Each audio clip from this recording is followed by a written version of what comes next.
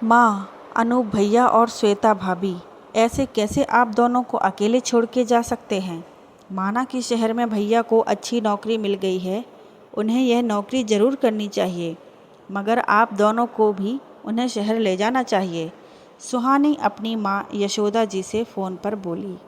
यशोदा जी बोली, सुहानी, तू बेकार में इतना सोच रही है, जबकि मुझे और तेरे बाबूजी को अनूप और श्वेता के जाने का इतना दुख नहीं है, बल्कि हमें तो खुशी है कि अनूप को वहाँ ज़्यादा सैलरी मिलने वाली है। बेटा, पैसा हर मर्ज की दवा है, बस मेरा बेटा और बहू वहाँ खुश रहें। अनूप कब से इस नौकरी की तलाश में था और आज उसका यह सपना पूरा होने जा रहा है। सुहानी बोली, माँ, इस उम्र में आप और बाबूजी अकेले कैसे रहोगे। आप लोग यहाँ दिल्ली आ जाइए मेरे साथ रहने के लिए। आखिर एक बेटी का भी तो अपने माता पिता के प्रति फ़र्ज होता है। यशोदा जी बोली, नहीं बेटा, कैसी बातें करती हो। भला हम बेटी दामाद के घर रहें अच्छा थोड़ी लगता है। तेरा अपना भरा पूरा परिवार है, तेरे ससुराल वाले क्या सोचेंगे। तू अपनी गृहस्थी अच्छे तरीके से संभाल रही है, हम इसी में खुश हैं। तू फिक्र मत कर हमारी। बेटा, कभी कभी हम हो आया करेंगे अनूप के घर भी। अनूप तो अभी साथ चलने को कह रहा था, मगर हमने ही मना कर दिया। आखिर इतना बड़ा घर छोड़कर वहाँ 2 कमरे के फ्लैट में रहना शायद मुश्किल हो। और हाँ बेटा, भाई भाभी से कुछ कहना मत, कहीं उन्हें बुरा न लग जाए। हम दोनों ने उन्हें जाने की इजाज़त दे दी है और तू भी एक बार उनसे मिलने आ जा, बस इसलिए फ़ोन किया था। फ़ोन रखते ही सुहानी चिंता में पड़ गई, क्योंकि वह जानती थी माँ बाबूजी बेटी के साथ रहने को तैयार नहीं होंगे और भाई और भाभी माँ बाबूजी को साथ ले नहीं जाएंगे। अब इस उम्र में माँ बाबूजी को अकेले छोड़ने का मन नहीं था सुहानी का, इसलिए उसने अनूप को फ़ोन करने का सोचा। मगर यशोदा जी का फिर से फ़ोन आ गया और बोली, तुझे मेरी कसम सुहानी, अगर तूने अपने भाई को फ़ोन करके हमें साथ ले जाने की बात कही। सुहानी जानती थी अनूप ने माँ बाबूजी को साथ चलने को नहीं कहा होगा।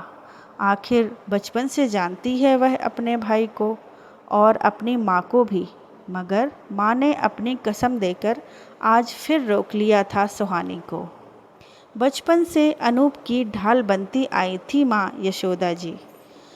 जब बचपन में दोनों भाई बहन का झगड़ा हो जाता, तब भी माँ अनूप का ही पक्ष लेती।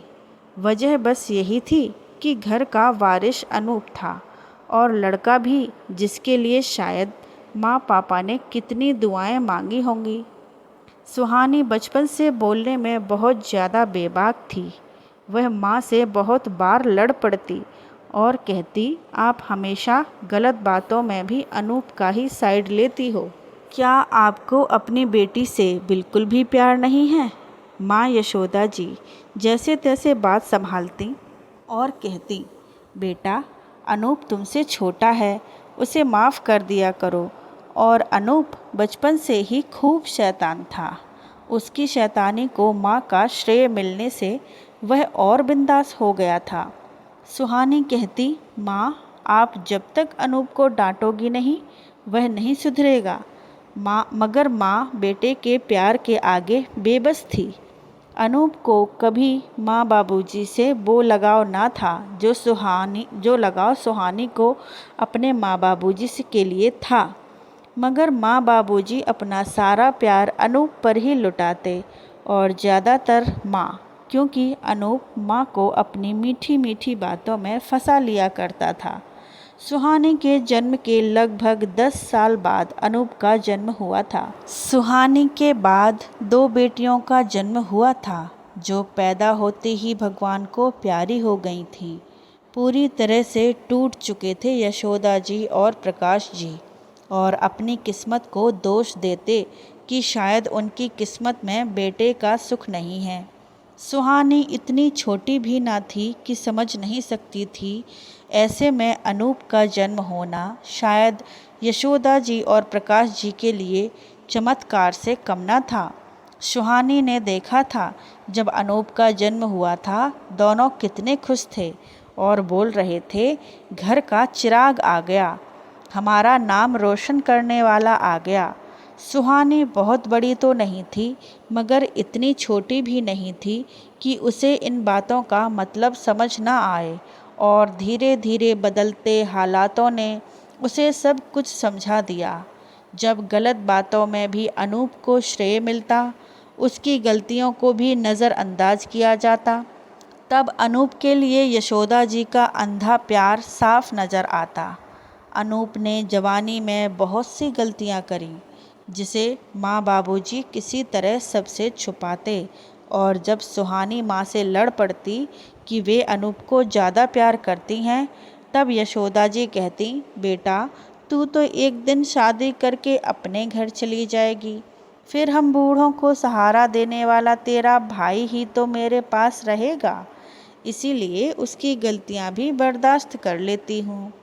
जानती हूँ मैं भी कि वह बहुत शरारती है, मगर इतने सालों बाद आया है हमारी ज़िंदगी में, तो सब कुछ जानते हुए भी नज़रअंदाज कर लेती हूँ।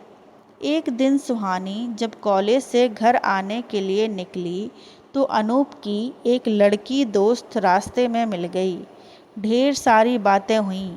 बातों बातों में वह बोली, दीदी अब कैसा है आपके माँ बाबूजी का व्यवहार?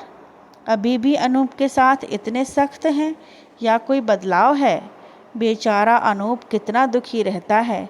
वह तो अच्छा हुआ दीदी कि हम लड़कियां मिलकर उसे आश्वासन देती हैं, वरना कब का टूट गया होता अनूप। सुहानी हैरानी से बोली, माँ बाबूजी सख्त, और वह भी अनूप के साथ? वह बोली, दीदी अनूप ने सभी फ्रेंड्स को बताया था कि किस तरह घर में उसे दुर्व्यवहार सहना पड़ता है। आपके माँ बाबूजी उसे बहुत त्रास देते हैं, कोई घर में उससे प्यार नहीं करता, मगर आप चिंता मत करिएगा, उसकी बहुत सारी फ्रेंड्स हैं जो उसे सपोर्ट करती हैं। जब सुहानी ने घर आकर अनूप से पूछा, तो अनूप हकलाने लगा। सुहानी के लाख पूछने के बाद अनूप बोला, वो दीदी मैं तो बस लड़कियों की सिंपैथी लेना चाहता हूँ, इसलिए बाहर थोड़ा झूठ बोल देता हूँ। सुहानी को अनूप की बात पर बहुत गुस्सा आया। मन तो कर रहा था कि जाकर माँ बाबूजी को सब सच बता दें, मगर वह जानती थी कि यह सब सुनकर माँ बाबूजी का दिल टूट जाएगा, खासकर माँ जो बहुत प्यार करती है अपने इस नालायक बेटे से। यह सोचकर उसके कदम वहीं रुक गए। अनूप ने अपनी मनपसंद लड़की से शादी की। श्वेता भाभी बहुत मॉडर्न थीं। सुहानी शुरू से जानती थी कि वह माँ बाबूजी के साथ नहीं रहना चाहती हैं, मगर माँ बाबूजी अनूप और श्वेता से इतना प्यार करते थे कि सुहानी कुछ बोल ना पाई। धीरे धीरे दोनों सास बहू में अनबन रहने लगी। दरअसल श्वेता भाभी भी अनूप की तरह यशोदा जी को कभी इज्जत न दे पाई, और यह बात यशोदा जी को खलने लगी। अपने बेटे को तो उन्होंने सर पर चढ़ा रखा था, बहू को भी बहुत प्यार दिया, मगर बहू ने उनके सारे अरमानों का गला घोंट दिया। यशोदा जी दिन भर श्वेता भाभी के दोनों बच्चे संभालती, मगर यशोदा जी के इतना करने के बावजूद भी श्वेता भाभी को बस अपनी माँ के प्रति लगाव था। हर वक्त अपनी माँ के गुणगान गाना उनकी आदत थी, जो बात यशोदा जी को चुभ जाती। सुहानी जब भी साल में 1 या 2 बार मायके आती, उसे भी श्वेता भाभी का अपनी माँ के लिए यह व्यवहार बहुत खलता। वह माँ से कहती भी कि माँ, श्वेता भाभी आपको हमेशा कमतर आंकती हैं, आप उन्हें कुछ कहती क्यों नहीं? यशोदा जी कहती, बेटा बोलकर मैं अपना सम्मान खोना नहीं चाहती। तब सुहानी कहती, माँ सम्मान करते ही कहाँ हैं आपके बेटे और बहू आपका, जो आप खोने की बात कर रही हैं? यशोदा जी बोली, सुहानी अब क्या करूं, जैसे भी हैं दोनों मेरे अपने हैं, अब जैसी मर्जी इनकी, यह मेरे साथ व्यवहार करें, मुझे तो सहन करना ही पड़ेगा ना। बड़ी दुआएं मांगी थीं इस बेटे के लिए, मगर मैं भी कहाँ जानती थी कि मुझे वक्त ऐसे दिन दिखाएगा। मगर तू कुछ न कहना तेरी भाभी से, वरना कहीं तेरे मायका आना ना छूट जाए। सुहानी भी जल्दी कुछ न कहती और वापस अपने घर लौट आती। एक दिन श्वेता भाभी का सुहानी के फ़ोन पर फ़ोन आया और वह कहने लगी, दीदी, माँ सिर्फ चुपचाप सुनती हैं, ज़्यादा कुछ बोलती नहीं, ना ज़्यादा हंसती हैं, कभी कभी तो मुंह फुला लेती हैं।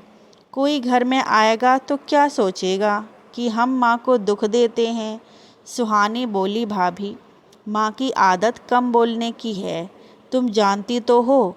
और रही बात मुंह फुलाने की, तो भाभी आपको ऐसा लगता है कि वह मुंह फुलाती हैं, जबकि सच तो यह है कि आपने उन्हें कभी समझने की कोशिश ही नहीं की। आप उनकी बातों का बस हाँ या ना में जवाब देती हो। माँ के इतना करते हुए भी आप बस अपनी माँ के गुणगान गाती हो। श्वेता बोली, दीदी, आप भी माँ की साइड ले रही हैं। मेरी माँ मेरे लिए बहुत करती हैं, यह बात आप भी अच्छे से जानती हैं। सुहानी बोली, बस यही बात बार बार बोलने की वजह से आज मेरी माँ इतनी शांत हो गई हैं। माँ ने क्या कुछ नहीं किया आपके लिए, आपको अपनी बेटी से ज़्यादा प्यार और सम्मान दिया, मगर आप बदले में उन्हें हमेशा सुनाती रहीं। एक पल की खुशी ना दे पाईं आप उन्हें भाभी। आप दोनों पति पत्नी जब भी आपके मायके वालों के साथ घूमने जाते हो, आपके दोनों बच्चों को मेरी माँ संभालती हैं। आप दोनों हमेशा 1-2 हफ्तों के लिए जाते हो। ऐसे समय में बच्चों के टिफ़िन, नाश्ता, उन्हें तैयार करना, सब कुछ माँ ही करती हैं।